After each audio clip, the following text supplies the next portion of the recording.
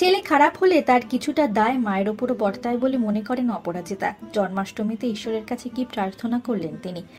আপনাদের সবাইকে স্বাগত সিনে গসিপে।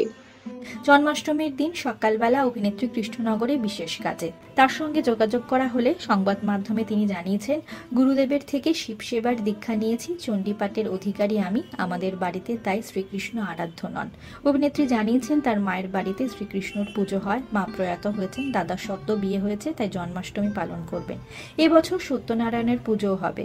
বিকেলে সেই পুজোয় উপস্থিত থাকবেন অপরাজিতা। ঈশ্বর ভক্ত অভিনেত্রী জানিয়েছেন তার ভক্তি সম্পর্কে। তিনি বলেন, বিশ্বাস একটুও টলেনি, বরং তাকেই বেশি করে আঁকড়ে ধরেছি, কারণ আমি মনে করি ঈশ্বর ছাড়া গতি নেই।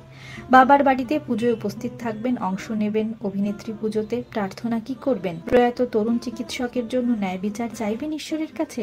অভিনেত্রী জানিয়েছেন, শুধু এক নারীর জন্য নয়, নারী জাতির জন্য ন্যায় বিচার চাইবো আমরা যেন প্রত্যেকে প্রত্যেক দিন নিরাপদ সুস্থ থাকি। অপরাজিতা এদিন ন্যায় চাইবেন মৃতা অন্তঃসত্ত্বা হস্তিনীর জন্যেও। তার দাবি, সেও তো অন্যায় অত্যাচারের শিকার।